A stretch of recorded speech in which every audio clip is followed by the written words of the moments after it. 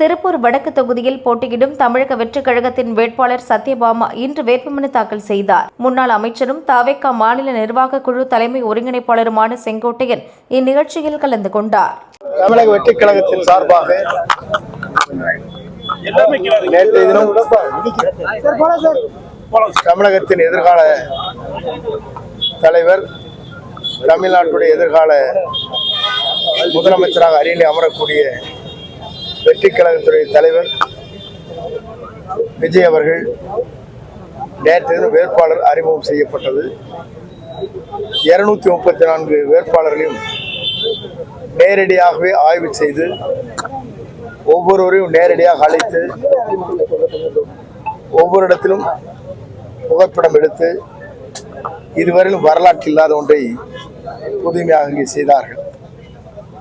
அது மட்டுமல்ல, அவருடைய நிலை எடுத்து சொல்லுகிற போது நல்லாட்சி தமிழகத்திலே அமைவதற்கு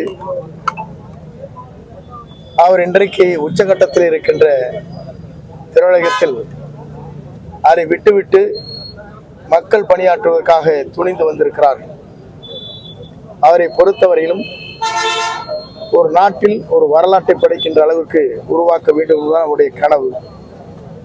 மக்கள் என்ன நினைக்கிறார்களோ அனைத்தும் நிறைவேற்றப்பட வேண்டும் என்ற நோக்கத்தோடு தான் களம் இறங்கி இருக்கிறார்கள். மக்கள் உண்மையிலேயே விரும்புவது ஒன்றே ஒன்றுதான். புரட்சித் தலைவர் எம்ஜிஆர் அவர்கள் 50 ஆண்டு காலத்திற்கு பிறகு ஒரு மாற்றத்தை உருவாக்கியதை போல இன்று 50 ஆண்டு காலத்திற்கு பிறகு தமிழகத்தில் ஒரு மறுமலர்ச்சி உருவாக்கப்பட வேண்டும் என்ற நோக்கத்தோடு தான் நம்முடைய வெற்றிக் கழகத்துறை தலைவர் இன்று தமிழகத்திலே புதிதாக வேட்பாளர்களை அறிமுகம் செய்து வெற்றிக் களத்திலே இறங்கியிருக்கிறார்.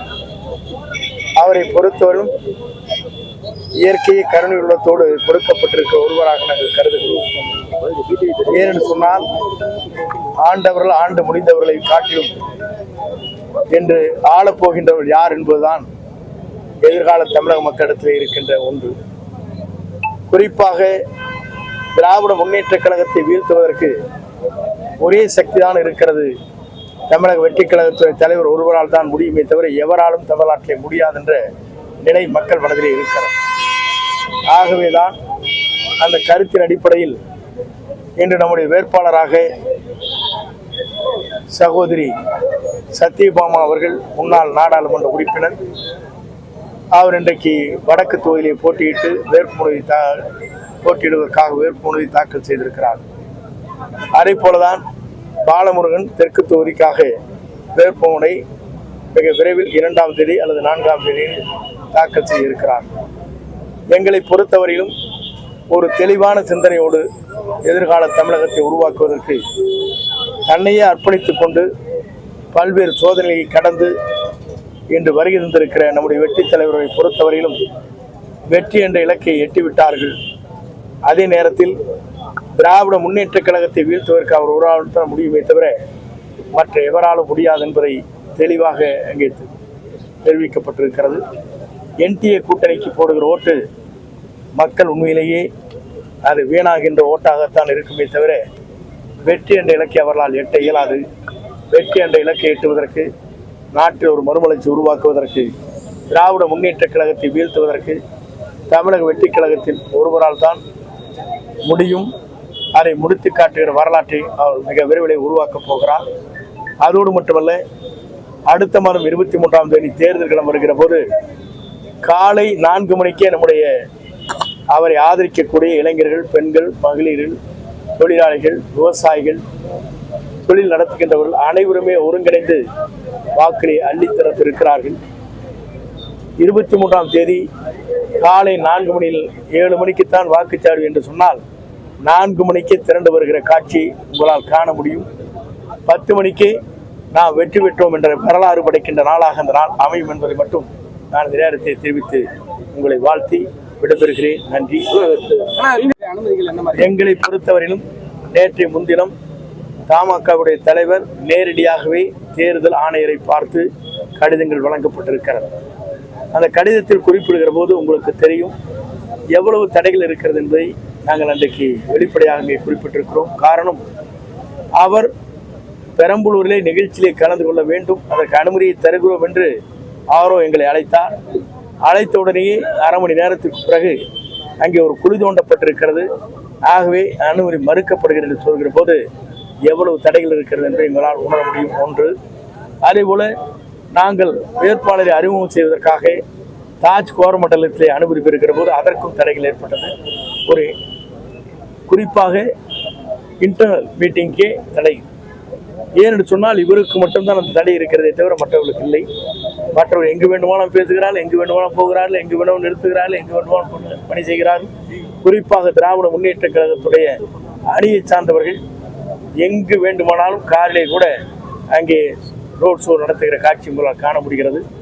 எங்களுக்கு பல்வேறு தடைகளை வைத்து 51 விதிகள் இருக்கிறது என்று குறிப்பிட்டு எங்களை பணியாற்றக்கூடாது, வெளியே மக்களை சந்திக்கக்கூடாது என்ற தடைகள் இருக்கிறது. அந்த தடைகளை உடைத்தெறிந்துவிட்டு மக்களை சந்திப்பார். சந்திப்பது மட்டுமல்ல, நாளை தமிழகத்தை ஆளப் போகிறார் என்ப வரலாறு படைக்கப் போகிறார். அவருடைய சுற்றுப்பயணத்தை பொறுத்தவரையில் இன்றைக்கே ஆரம்பித்து விட்டார். உங்களுக்கு தெரியும், தொடர்ந்து சுற்றுப்பயணம் தொடர்ந்து நடைபெறும். நீங்கள் கவலைப்பட தேவையில்லை. அவருடைய சுற்றுப்பயணத்திற்கு பிறகு மக்களுடைய எழுச்சியை பார்த்ததற்கு பிறகு மற்றவர் வியந்து போகின்ற அளவுக்கு தான் மாற்றார் வியக்கின்ற அளவிற்கு அது உருவாகும் என்பதை நான் மகிழ்ச்சி. அவர் 2 தொகுதிகளில் போட்டியிட்டு திமுக விமர்சனம் பண்ணிட்டு இருக்காங்க, அதை எப்படி பாக்குறீங்க? என்னை பொறுத்தவரையில் இவர்களுக்கு மட்டுமல்ல, நம்முடைய புரட்சித் தலைவர் 1990 தேர்தல் களத்தில் இருக்கின்ற போது பர்கூரிலும் காங்கேயத்திலும் 2 தொகுதியில் போட்டியிட்டார்கள். ஆகவே புதிய களத்தை காணுகிற போது எல்லோருக்கும் ஏதாவது குறைபாடுகள் இந்த இயக்க ஆட்சியால் ஏற்பட்டுவிடக் கூடாது என்கின்ற நோக்கத்தோடு தான் 2 இடங்களிலே போட்டியிடுவது வழக்கம். சீட்டு வழங்குறதுல வந்து நிறைய ஓரவஞ்சனை பண்ணிருக்காங்க. யாருக்கும் ஓரவஞ்சல் இல்லை. வருகின்ற வரவேற்றிருக்கிறோம். இந்த கழகத்தை பொறுத்தவரையும் இன்றைக்கு உங்களுக்கு தெரியாத ஒன்றல்ல, தமாகவிலே இருக்கின்றவர்களே அனைவருக்கும் வாக்கு அங்கே உண்மையிலேயே அங்கே வேட்புமனுவை பரிசீலித்து வாய்ப்புகள் வழங்கப்பட்டிருக்கிறது. இங்கே பார்த்தால் பாலு முருகன் இங்கே நிற்கிறார். அங்கே பக்கத்திலே இருக்கிற உடுமலைப்பேட்டையிலே நம்முடைய சங்கர் நிற்கிறார். அதற்கு பிறகு நம்முடைய இணைச் செயலாளர் இங்கே பல இடத்துல இருக்கிறார். எங்கே குறை இருக்கிறது என்பதை நீங்கள் தான் சொல்லுங்கள். 100க்கு 101% திராவிட முன்னேற்ற கழகத்தை வீழ்த்தி நம்முடைய வெற்றி கழகத்துடைய தலைவர் நாளை கோட்டையிலே அமர்வார்.